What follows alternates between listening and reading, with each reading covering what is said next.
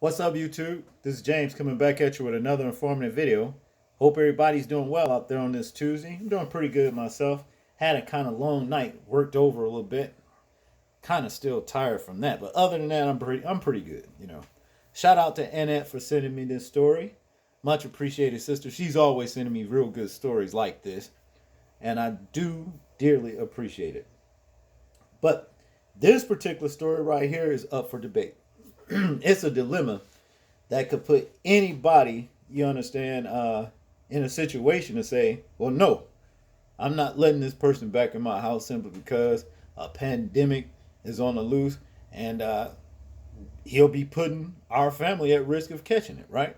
As in this story, a New York dad refused to let his 21-year-old son back in their house after the spring breaker partied in Texas amid the coronavirus spread.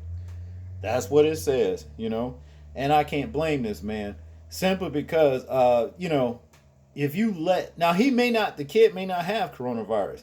He could get tested. But as this stuff works, it's like you can get tested, not have any symptoms at all, right? And then some kind of way come down with it. This stuff is airborne or something. It's crazy.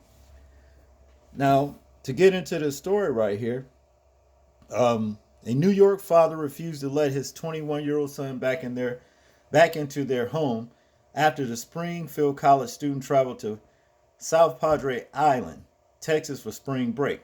Peter Levine told the New York Post he tried to get his 21-year-old son Matt to return from his vacation early. I spoke with him every day and told him that maybe they should come home. I was aggravated. The news here was getting worse and worse.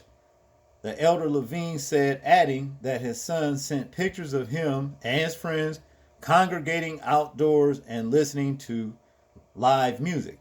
According to the 51-year-old, he finally told his son that he and his friends couldn't stay at the family home in Nanuet, New York, after their trip as previously planned. His grandparents live here, and there is no need to expose them to God knows what he had been exposed to, Levine said. I agree with that.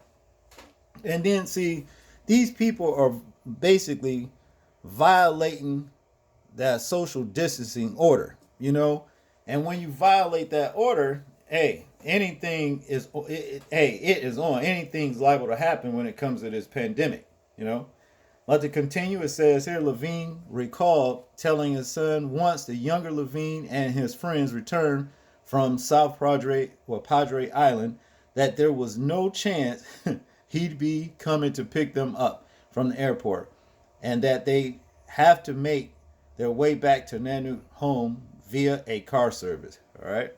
Like I said, I don't blame the man. I don't see anything wrong whatsoever what this man is actually telling them. Because, see, this stuff could mean, hey, death. If not death, you can still get the virus and go through horrific, sickness or whatever. You know, it's no good. But in conclusion, they got out of the car near our driveway and said, "Stay right there. Do not go any farther." The 51-year-old said of the group's return to Nanuet to pick up Matt Levine's car. The group then faced a 2.5 to 2 hour drive back to their on-campus apartment in Massachusetts. But the elder Levine still wouldn't allow them inside the home. "I love my son, but they were not sleeping here." I don't blame him. He told the Post, "I said, if any of you have to pee, we have some bushes." Two of them took me up on that. Well, took me up on it. Luckily for Matt, his father had already filled the trunk of his car with bags of groceries and even placed an envelope with $300 on the driver's seat. Okay, that was nice. He's still showing love. You know what I mean? Even though Matt was hard-headed and want to live his life like he want to, but on the other side, want to involve others in the way he live his life. Putting them at risk. But to continue, it says, but it seems unlikely that the younger Levine will be able to return home anytime soon. Their lease ends in June, and none of the parents want them home. It's too risky, Levine told the Post. Yeah, well, I tend to agree with old Elder Levine about this because, hey, from what I'm understanding about this virus right here, if a person gets that, it's hard to fight off and you can lose your life. I don't understand what's so special about these spring break parties, and especially to the point to where you want to risk your life. There's people, like I said, breaking that social distancing order in what's it, New Jersey, about I guess three days ago. Um, there was a party, spring break party thrown.